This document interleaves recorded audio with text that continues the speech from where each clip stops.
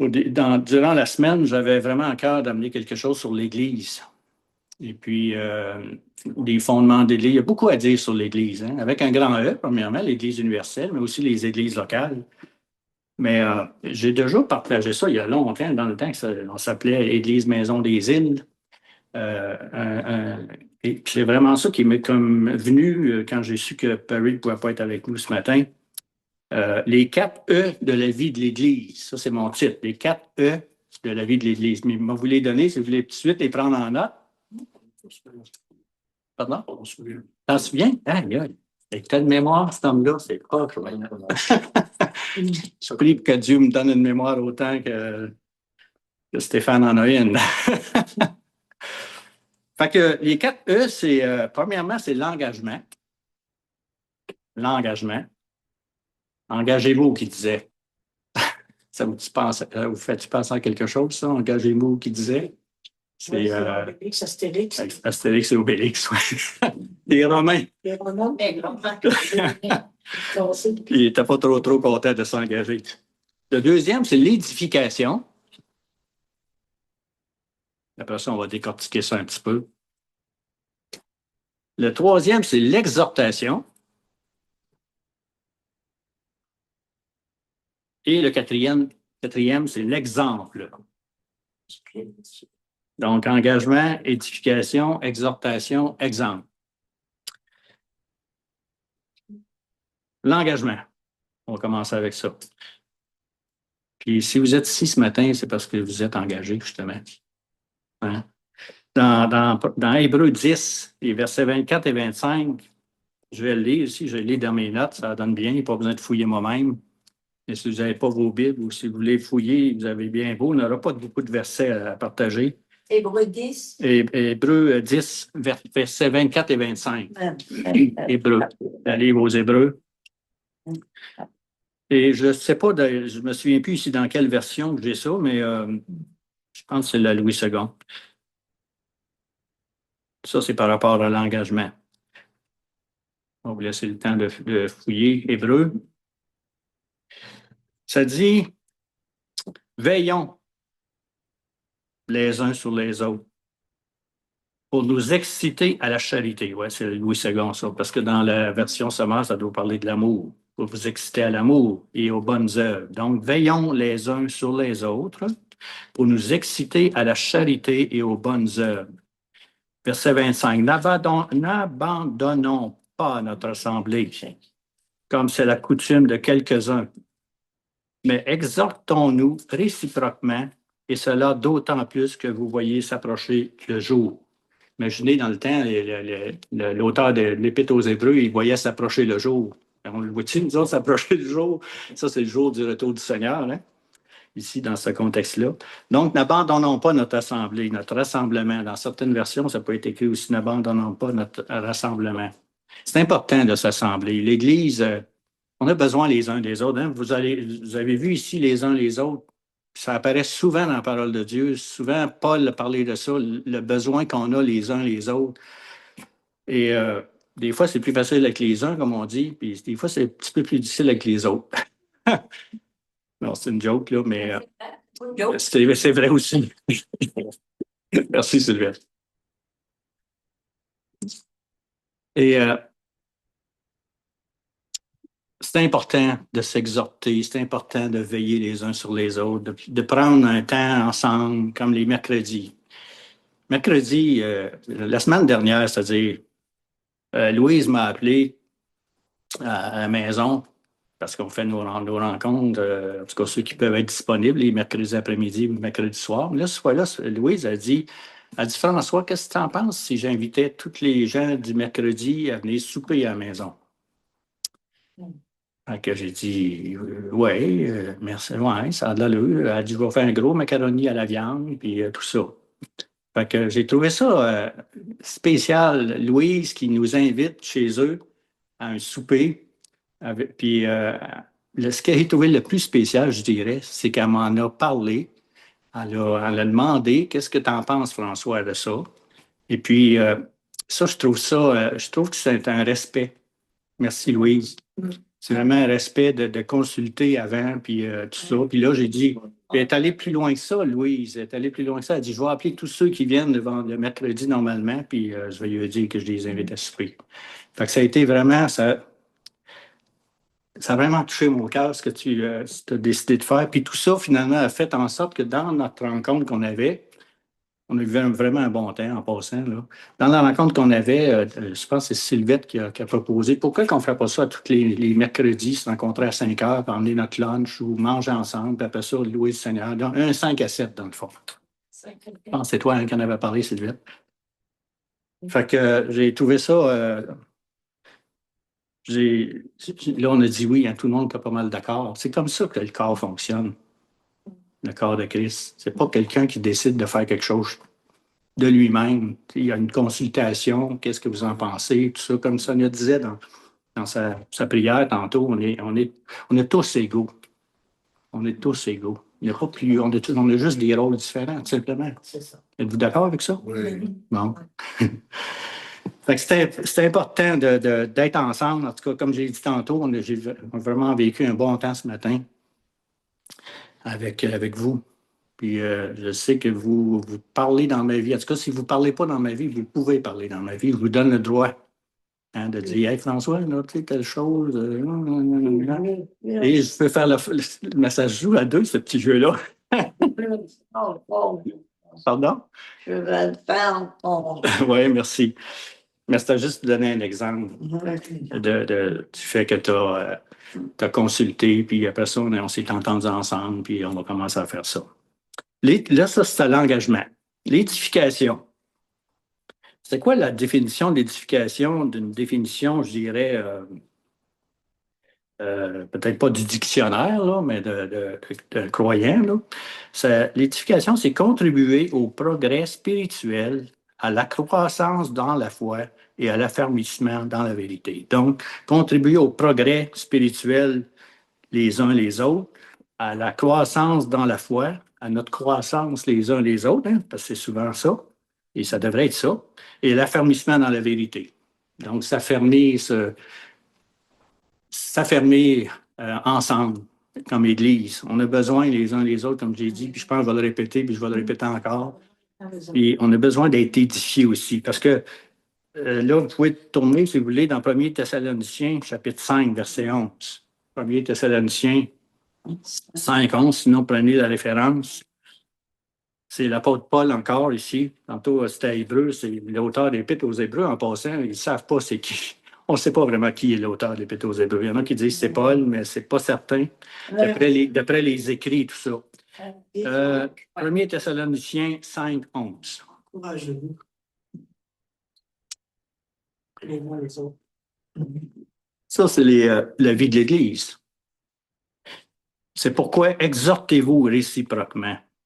Édifiez-vous les uns les autres comme en réalité vous le faites. En plus, ici, Paul, il voyait qu'il s'exhortait cette Église-là, l'Église des Thessaloniciens ou de Thessalonique. Il s'exhortait réciproquement, puis il s'édifiait aussi les uns les autres comme en réalité vous le faites.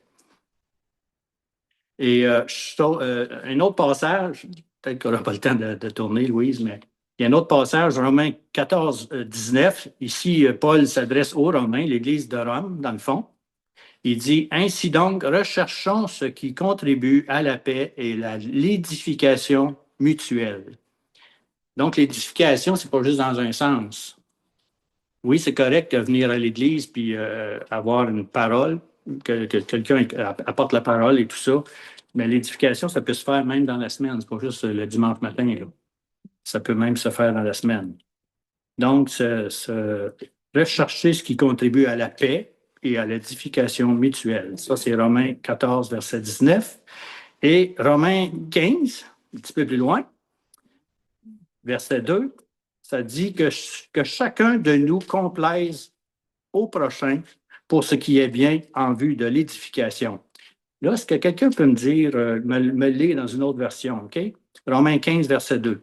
C'est le mot complaise là, qui m'accroche un petit peu. Là. Que chacun de nous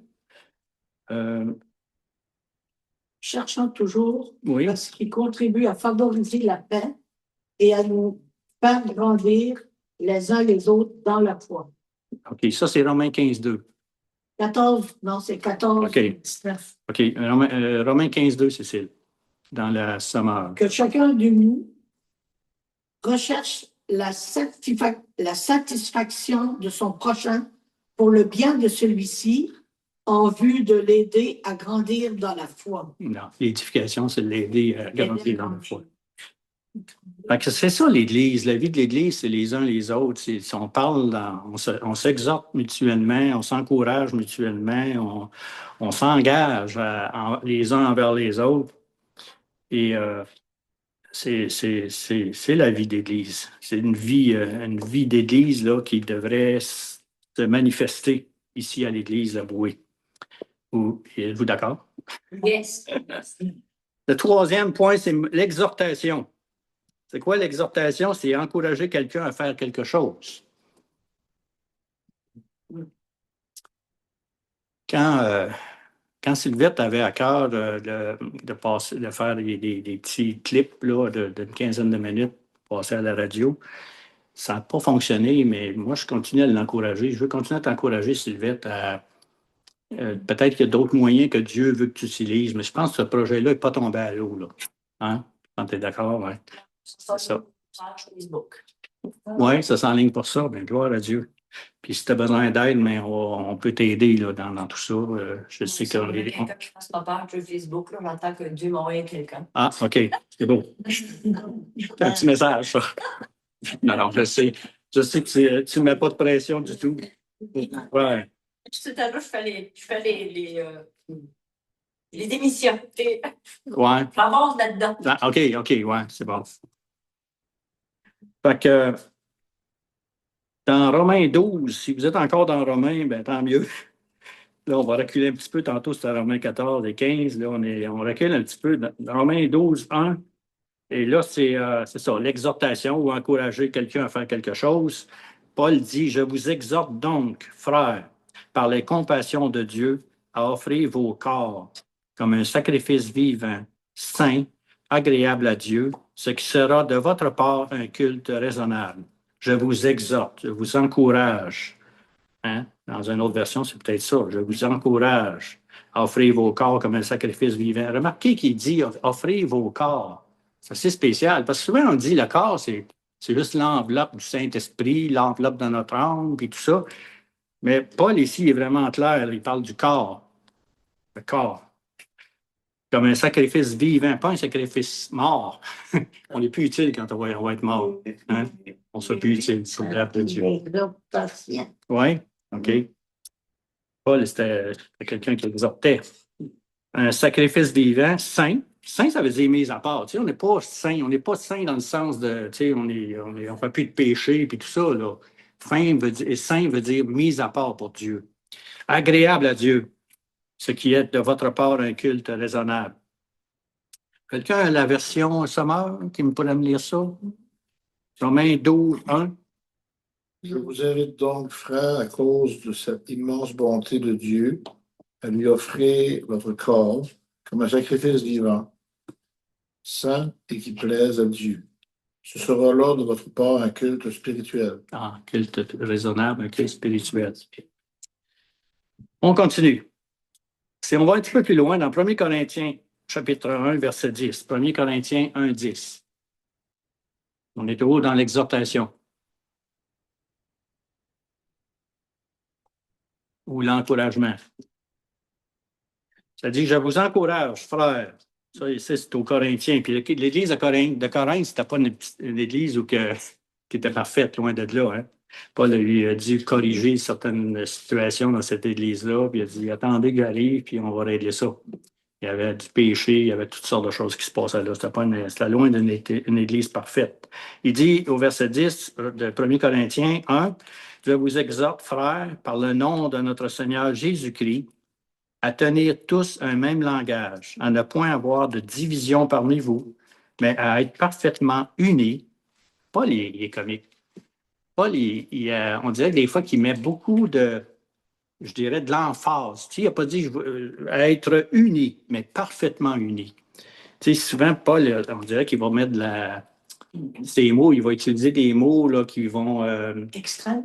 peut-être pas extrêmes, mais je dirais qu'ils mettent plus d'emphase. Tu sais. L'importance de l'unité, c'est parce qu'elle est parfaite, l'unité parfaite, là, dans un même esprit et d'un même sentiment. 1 Corinthiens 1,10. Donc, je vous exhorte, frères, par le nom de notre Seigneur Jésus-Christ, à tenir tous un même langage, à ne point avoir de division parmi vous, mais à être parfaitement unis dans un même esprit et dans un même sentiment. C'est-tu pas mal ça que ça dit, Stéphane, dans le sommaire? Tu peux le lire, ouais. C'est juste 10 ou... Oui, juste verset 10. Ouais. Ok. Il faut cependant, frère, que je vous adresse une recommandation instante, et c'est au nom de notre Seigneur Jésus-Christ que je le fais. Vivez tous ensemble en pleine harmonie. Ne laissez pas de division s'introduire entre vous. Soyez parfaitement unis en ayant une même conviction, une même façon de penser. Amen. Prochain passage, je vais regarder moi-même parce que c'est au bord de la fin. Éphésiens 4, versets 1 à 3. Toujours Paul qui parle. Là, il est rendu à l'église d'Éphèse. Enfin, il n'est pas rendu, mais il s'adresse à l'église d'Éphèse.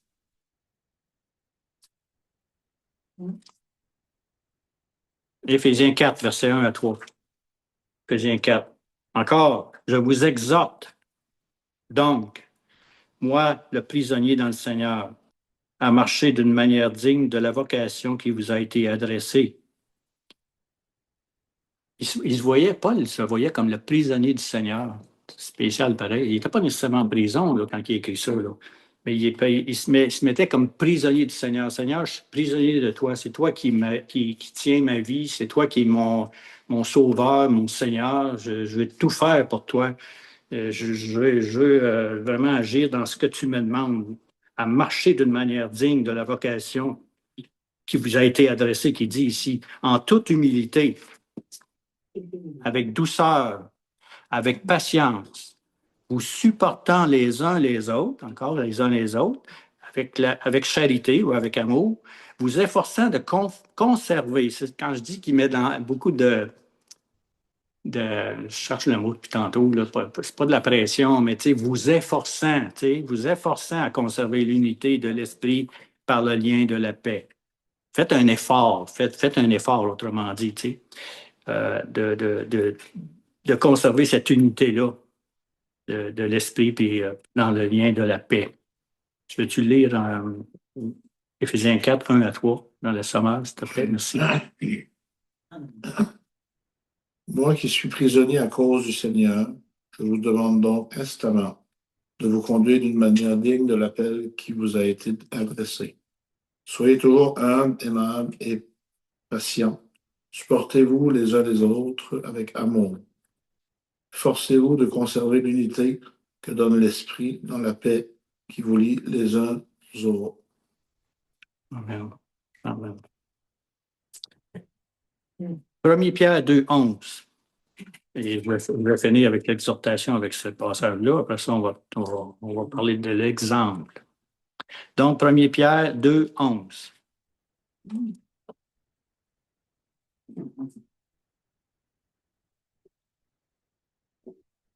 Dans la Louis II, en tout cas, ça dit bien-aimé. Ça, c'est nous autres. C'est Pierre, cette fois-là, c'est pas Paul nécessairement. C'est Pierre qui dit bien-aimé, je vous exhorte, comme étrangers et voyageurs sur la terre. Est-ce que c'est comme ça qu'on se voit vraiment? Étrangers et voyageurs sur la terre. 1 Pierre 2, 11. 1 Pierre 2, 11. Comme étrangers et voyageurs sur la terre. Moi, si je suis honnête avec vous autres, je ne me vois pas nécessairement comme un voyageur sur la terre par rapport à Dieu. Là, on est ou étranger ou. Dans le fond, notre patrimoine, il n'est pas sur terre. Il est avec Dieu. On est de passage ici. On est ici pour accomplir ce que Dieu nous demande de faire et marcher dans le chemin qu'il a déjà tracé d'avance pour chacun d'entre nous. Donc, comme étranger voyageur sur la terre, à vous abstenir des convoitises charnelles qui font la guerre à l'âme. Donc, quelque part, c'est que Pierre et Paul ils étaient pas mal d'accord sur les mêmes choses, là. Vous abstenir des convoitises charnelles qui font la guerre à l'âme. Dans la sommaire, Stéphane? Mes chers amis, vous êtes dans ce monde comme des résidents temporaires, des hôtes de passage. C'est pourquoi je vous le demande, ne cédez pas au désir de l'homme livré à lui-même. Ils font la guerre à l'âme. Amen. OK. Bon, donc on a parlé ici d'engagement, d'édification, d'exhortation et maintenant l'exemple. Exemple. C'est mon quatrième E. 1er Pierre, là, vous êtes encore dans 1er Pierre. Bon, on va continuer dans 1er Pierre 2, à partir du verset 21 jusqu'à 23. 1er Pierre 2, 21 à 23. Je vais prendre ma Bible ici parce que j'avais le verset 23, je ne l'avais pas nécessairement. 1er Pierre 2. On va la lire dans la Louis II. Bible. C'est le fun des Bibles numériques aussi. Le coup Il y a de tout là-dedans. Là. 1 Pierre 2, 21 à 23. Merci. Merci. Bible. 1er Pierre 2.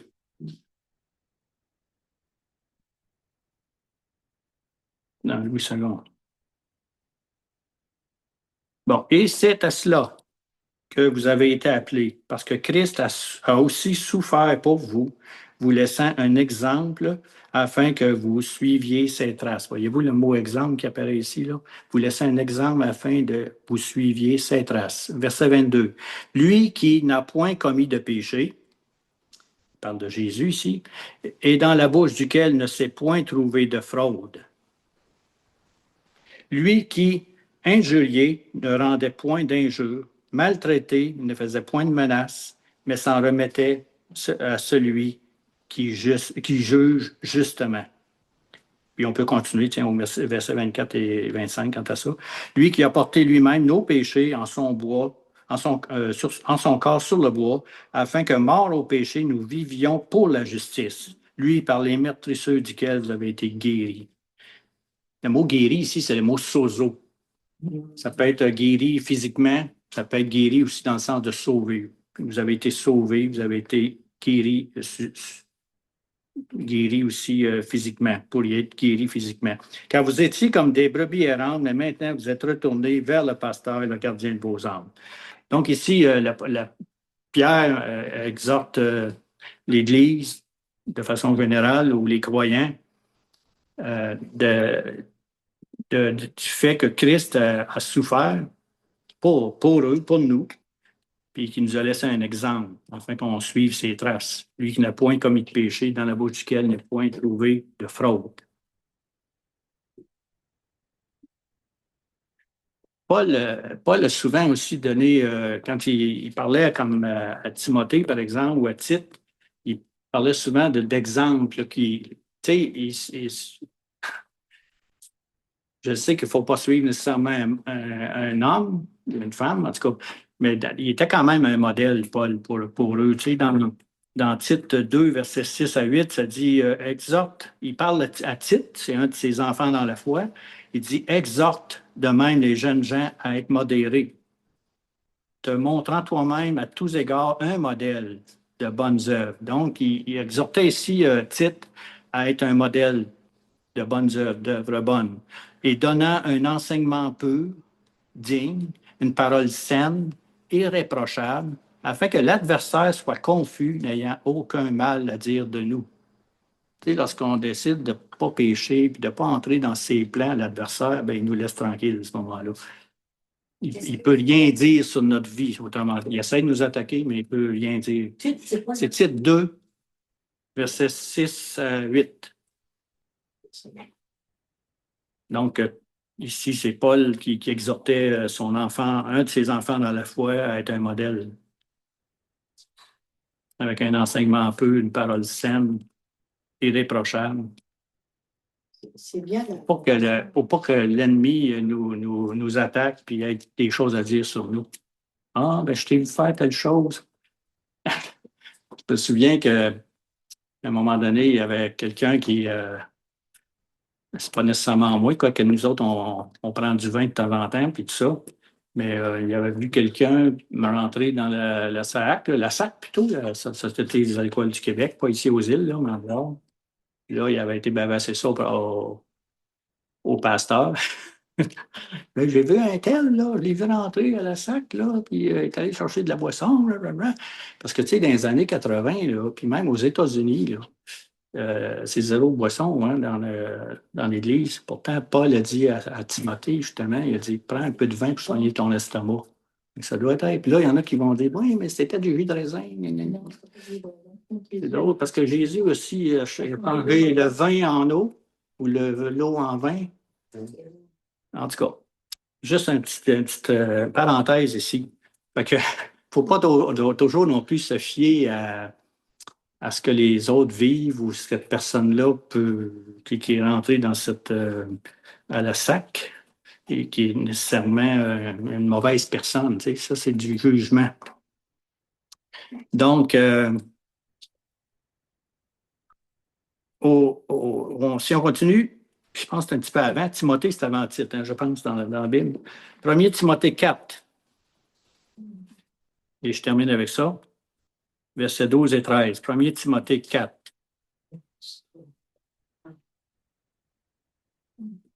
Paul a beaucoup exhorté Timothée, entre autres. Timothée avait été appelé, il était devenu un pasteur je ne me souviens pas de quelle église, là, mais il était appelé à prendre soin des brebis. Puis Paul lui dit à un moment donné, prends soin des brebis que Dieu t'a confiées. On est rendu 1 Timothée 4, versets 12 et 13.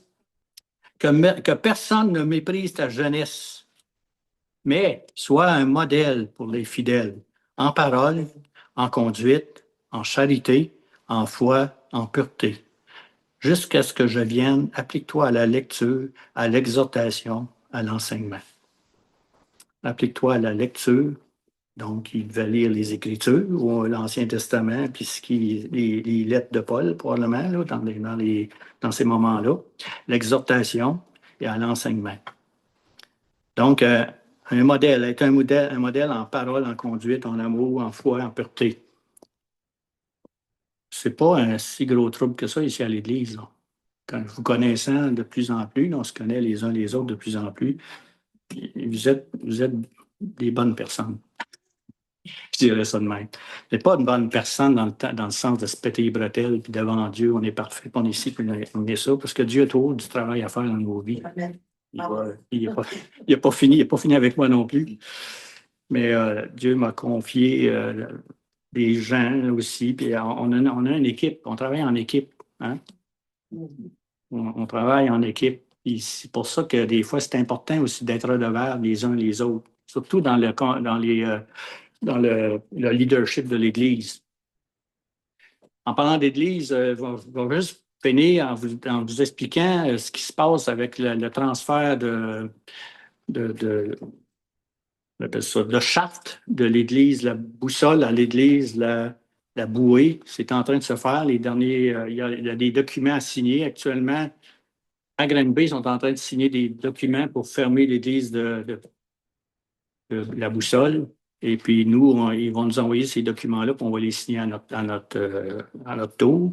Je parle du conseil d'administration, dont on fait partie Sylvette aussi.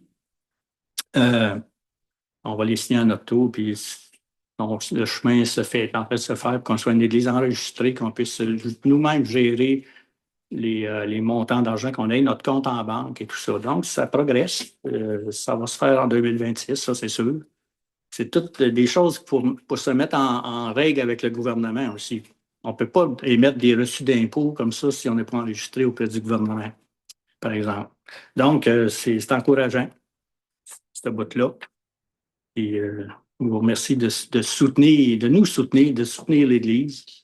En fait, à peu près les seules dépenses qu'on fait en général, là, c'est le local ici. C'est la plus grosse dépense qu'on fait. Sinon, il n'y a pas personne qui reçoit un salaire ici. Puis d'autres annonces peut-être que je pourrais faire en terminant aussi, c'est Michel et Diane viennent dans un mois à peu près, fin du mois de mars et début avril. Ils vont être avec nous. Le 22 mars, hein, 2 semaines, à peu près 2 semaines. Ouais. Ils vont être avec nous, puis je pense que ça va être une bonne chose. On va avoir un bon temps avec eux. Ils veulent rencontrer, entre autres, le conseil des anciens ou le leadership de l'Église pour qu'on prie ensemble, qu'on prenne du temps ensemble, puis où s'en va l'Église dans les années à venir. On s'en va où avec tout ça? Fait que ça va nous permettre de s'asseoir ensemble, puis de prier justement, puis chercher la face de Dieu, puis s'aligner selon ce que Dieu nous amène de s'aligner. Ça a de l'allure? Amen. On va terminer par une prière. Seigneur, je te remercie, Seigneur, pour cette Église. On n'est pas nombreux, mais Seigneur, je sais qu'on grandit, je sais que tu es en train de faire une œuvre dans nos vies. Des fois, il y a eu des temps difficiles, puis il y a des temps difficiles qu'on passe, mais Seigneur, tu es avec nous, tu es là, tu nous conduis. On ne veut pas se stresser, Seigneur, on ne veut pas agir trop rapidement non plus. On veut agir toujours dans ton temps. Tu as un temps pour chaque chose, Seigneur. Merci de nous aider, Seigneur, avec des croyants qui s'engagent, Seigneur. Des croyants qui s'édifient les uns les autres, Seigneur. Qui s'exhortent les uns les autres. Merci pour l'œuvre que tu fais, Seigneur, que tu nous utilises tous et chacun, Seigneur, pour l'avancement. Merci de nous aider à être des modèles aussi, Seigneur. Des modèles de persévérance, des modèles de pureté, des modèles, comme j'ai dit tantôt, pour nous péter les bretelles, mais Seigneur, je sais que tu nous vois, tu nous aides, tu vas nous corriger, Seigneur, tu veux nous exhorter, tu veux nous encourager à continuer de marcher, d'avancer, Seigneur. Merci pour cette Église. Bénis-la, Seigneur. Bénis, Seigneur, chacun des membres. Au nom de Jésus. Amen.